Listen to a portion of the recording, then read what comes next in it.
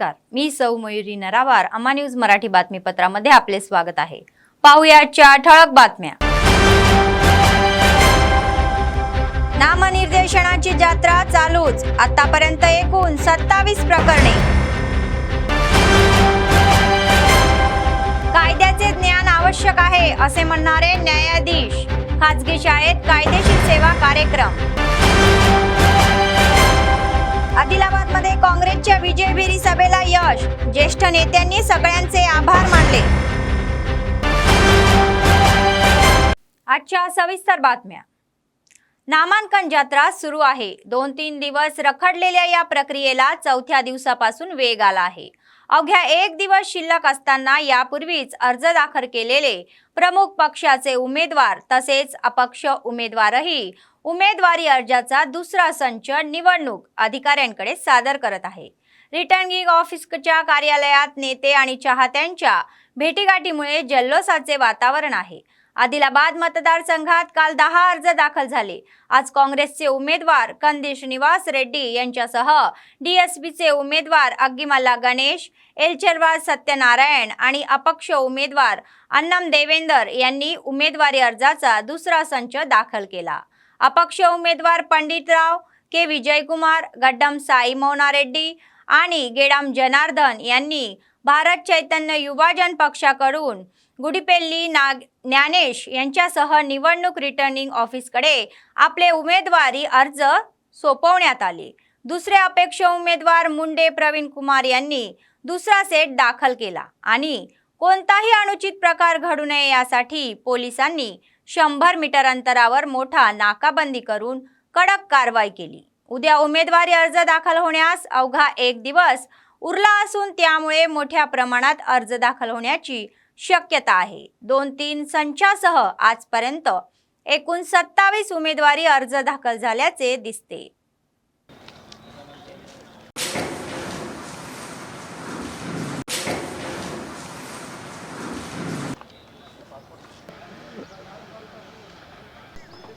పేపర్లు తీయండి.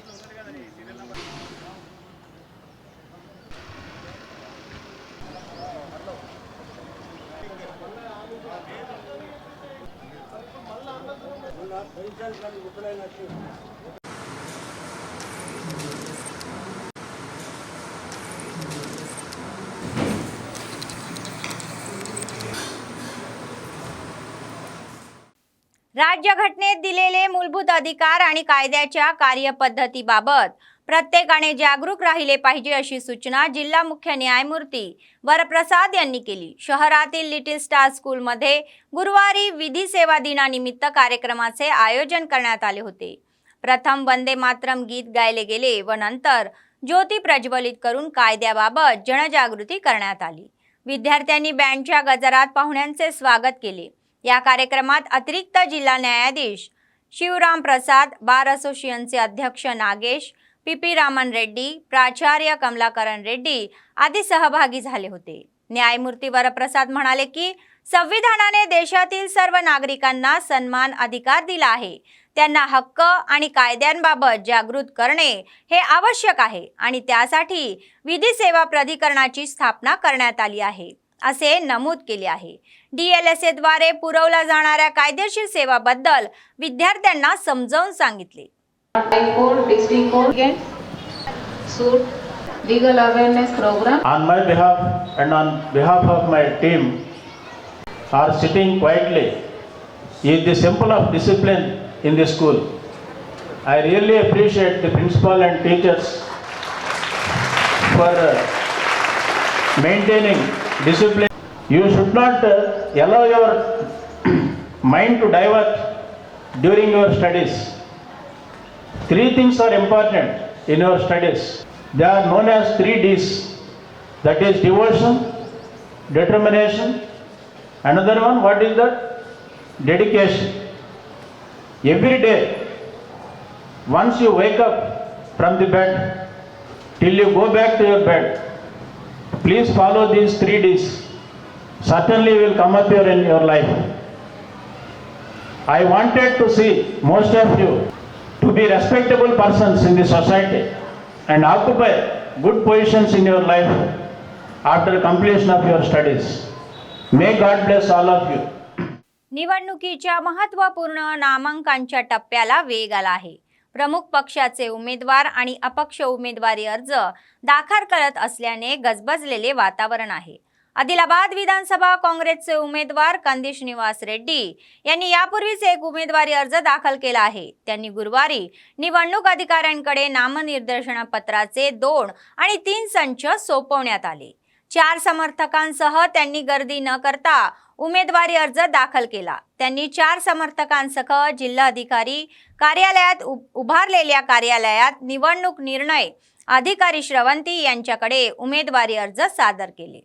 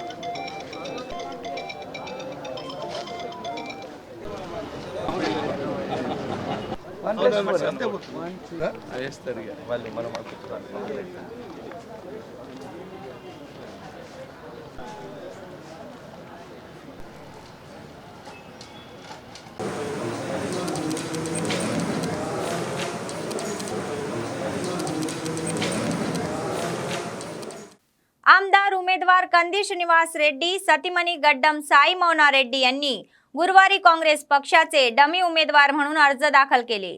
त्यांनी 4 समर्थकांसह आदिलाबाद जिल्हाधिकारी कार्यालयात उभारलेल्या रिटर्निंग कार्यालयात उमेदवारी अर्ज सोपवण्यात आले. काँग्रेस पक्षाच्या वतीने त्यांना डमी उमेदवार म्हणून उमेदवारी देण्यात आली होती.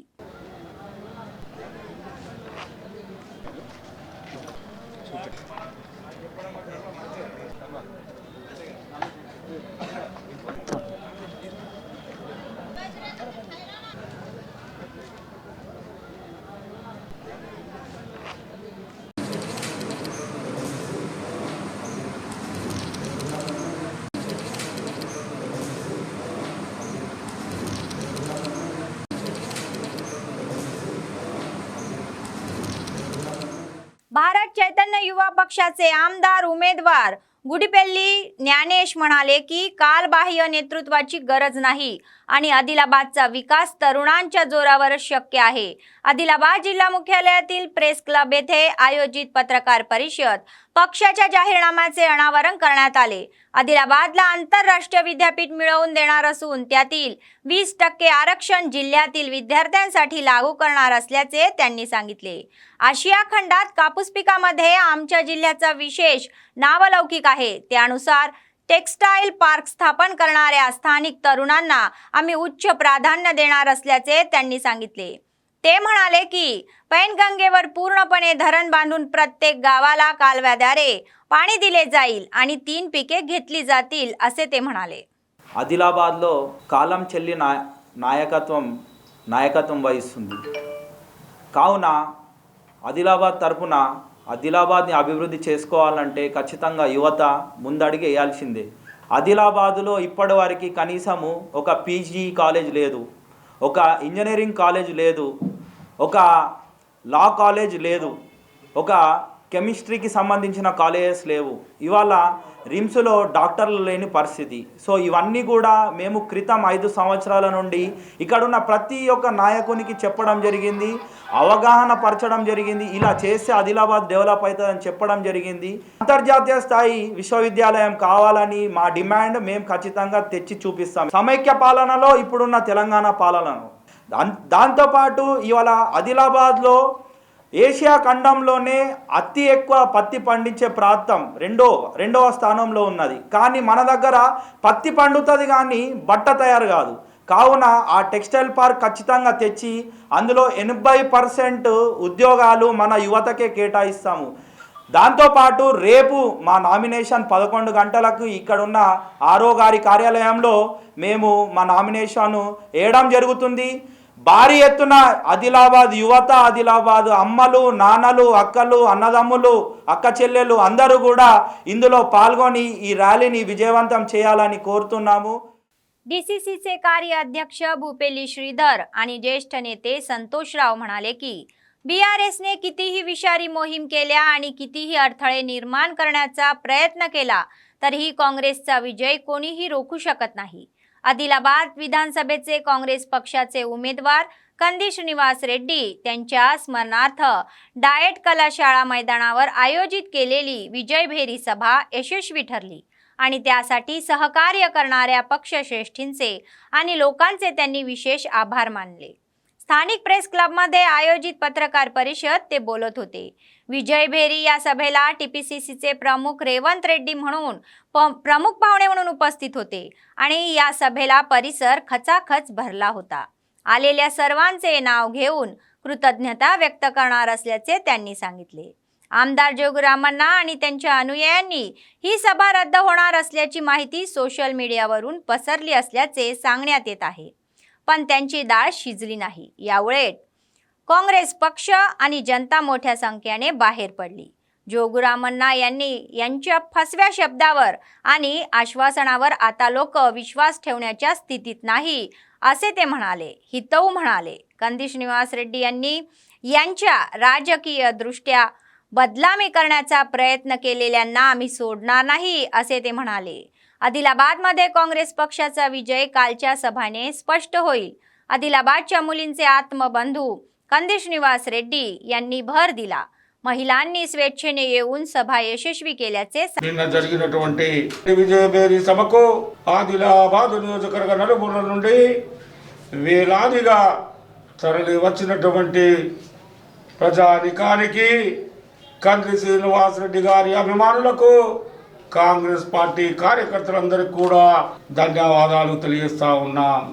మరి నిన్నటి విజయభేరి సభ రద్దవుతుందని చెప్పి మరి జోగు రామన్న గారు తన మురిగే కుక్కల ద్వారా సోషల్ మీడియాలో ప్రచారం చేయించినప్పటికీ మరి మా కాంగ్రెస్ పార్టీ కార్యకర్తలు ప్రజలు రెట్టించిన ఉత్సాహంతో ఆ విజయభేరి సభను మరి సక్సెస్ చేసుకోవడం జరిగింది. మరి జోగు రామన్న గారు మీకు ఈ ప్రెస్ క్లబ్ వేదిక ద్వారా నేను అడుగుతా ఉన్నాను, మీరు ఎన్ని విష ప్రచారాలు చేసినా ఈ నియోజకవర్గంలోని ప్రజలు మిమ్మల్ని నమ్మడానికి సిద్ధంగా లేరనే విషయం మొట్టమొదట నువ్వు ఆత్మపరిశీలన చేసుకో. ఎందుకంటే 15 సంవత్సరాల నుంచి మీరు ఇస్తున్నటువంటి మోసపూరితమైనటువంటి హామీలు ప్రజలు ఈ ఎన్నికల్లో మిమ్మల్ని గట్టిగా నిలదీయడానికి కారణమవుతుందనే విషయాన్ని కూడా మీరు ఒక్కసారి గుర్తెరుగుతే బాగుంటుందని చెప్పి జోగు రామన్న గారికి నేను ఇతో వలుపుతా ఉన్నాను. మీరు కంది శ్రీనివాస్ రెడ్డి గారిని రాజకీయంగా బదనాం చేయాలని చూడడానికి ప్రయత్నం చేస్తే అది మీ విజ్ఞతకే వదిలేస్తున్నాం జోగు రామన్న గారు. ఇంకొక విషయం జోగు రామన్న గారు, మీరు మొట్టమొదట మీరు గుర్తెరిగే విషయం ఏంటంటే నిన్నటి విజయభేరి సభతో కంది శ్రీనివాస్ రెడ్డి గారు అనే వ్యక్తి ఈ నియోజకవర్గంలో ఆదిలాబాద్ గడ్డ మీద కాంగ్రెస్ పార్టీ జెండా ఎగరవేయబోతున్నాడనే విషయాన్ని మీరు గుర్తెరగాలని చెప్పి మీకు మొట్టమొదట తెలియజేస్తూ నిన్న ఆదిలాబాద్ నియోజకవర్గంలో జరిగినటువంటి విజయభేరి సభ, ఆ సభ ఆదిలాబాద్ నియోజకవర్గ చరిత్రలోనే కనీ విని ఎరగనటువంటి సభ. ఎందుకంటే ఆదిలాబాద్ ఆడబిడ్డల ఆత్మీయ సోదరుడు అయినటువంటి కంది శ్రీనివాస్ రెడ్డి గారిని బలపరుస్తూ టీపీసీసీ అధ్యక్షులు రేవంత్ రెడ్డి గారు వారి అభ్యర్థిత్వాన్ని, కాంగ్రెస్ పార్టీ ఎమ్మెల్యే అభ్యర్థిత్వాన్ని బలపరుస్తూ ఆదిలాబాద్ జిల్లా, ఆదిలాబాద్ నియోజకవర్గానికి రావడం జరిగింది.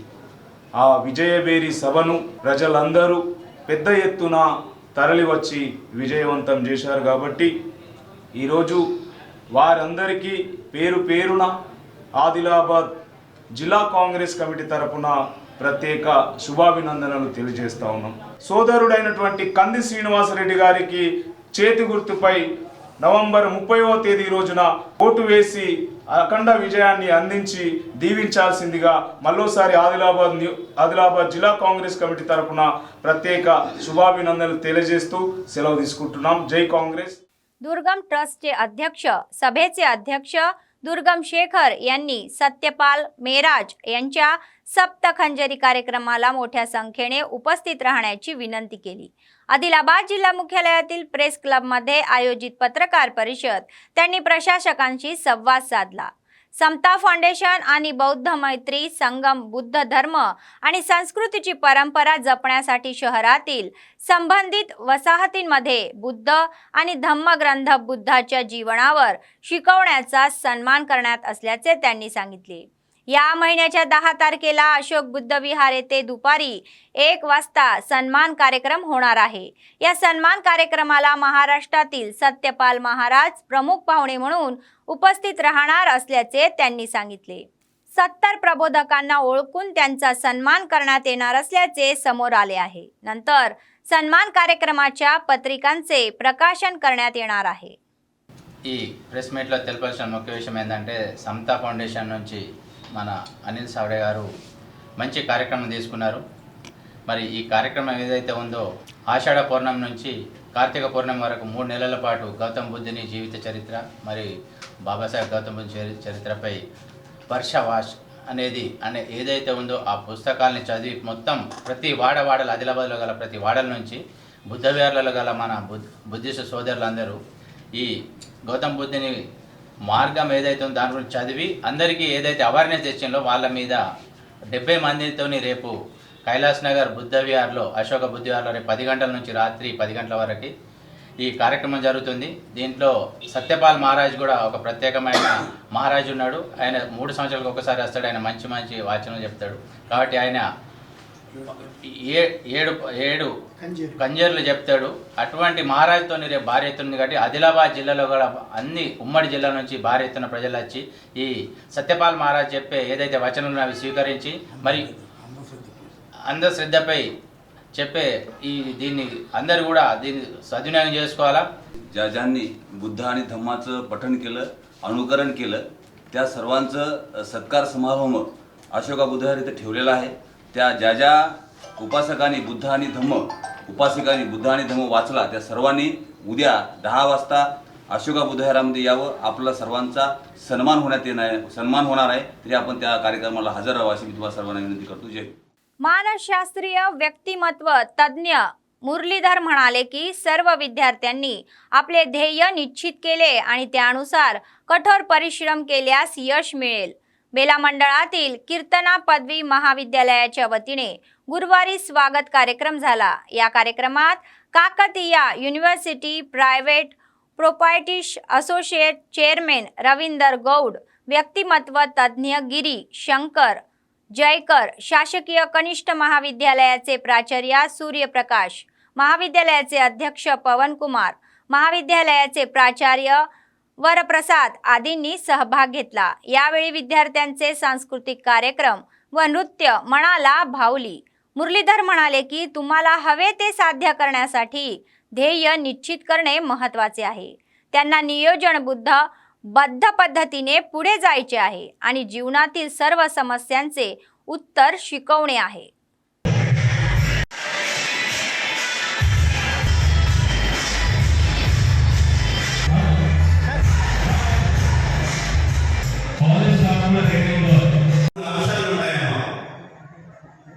నువ్వు ఏ కులంలో పుట్టావా, ఏ మతంలో పుట్టావా, నీ ఆర్థిక పరిస్థితులు ఎటువంటి ఉన్నాయా, కానీ భగవంతుడు అనేవాడు ఒక గొప్ప గిఫ్ట్ ఇచ్చాడు, నాలుగు ఇచ్చాడు.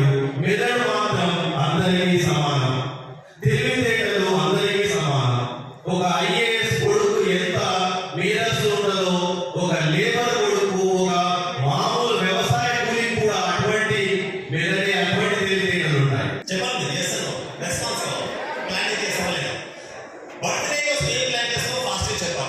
కేక్ ఆర్డర్ చేస్తామా, డ్రెస్ ఉంటుంది, డెకరేషన్ ఉంటుంది, ఎవరిని పిలవాలి ఎవరిని పిలవద్దు,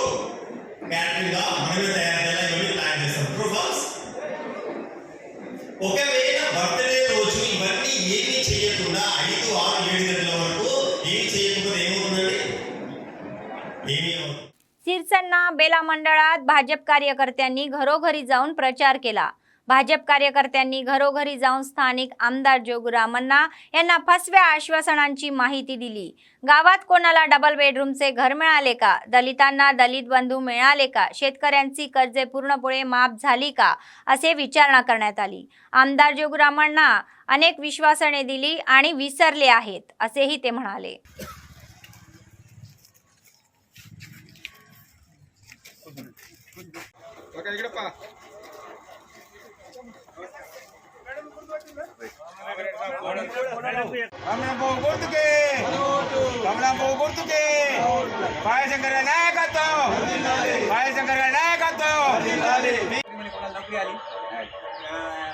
प्रत्येकाला घर देतो म्हणजे डबल बेडरूम आलं, घर कोणाला नाही आलं। गावात जे विकासाची कामं तुम्हाला जे दिसत आहेत, सीसी रोड असू द्या, अन्य प्रकृती वन असू द्या, हेतू वेदिका टोटल ग्रामपंचायत येणारं फंड पूर्ण मोदीचं आहे।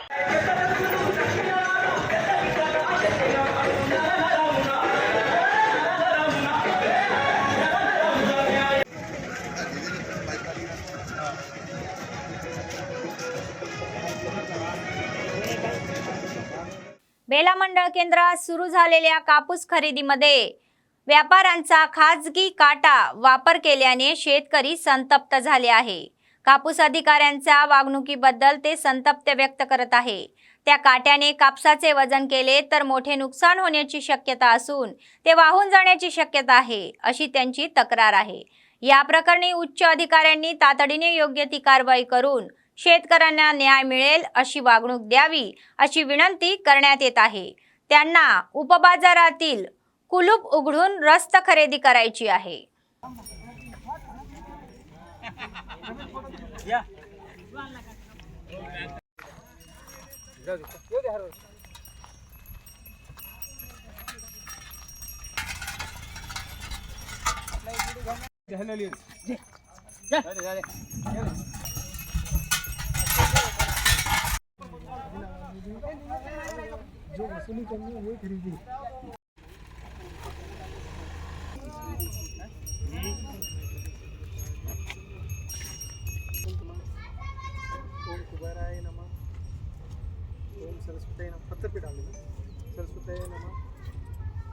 रेट द्यायचा आहे का तुम्हाला? एक गाडी लिहा।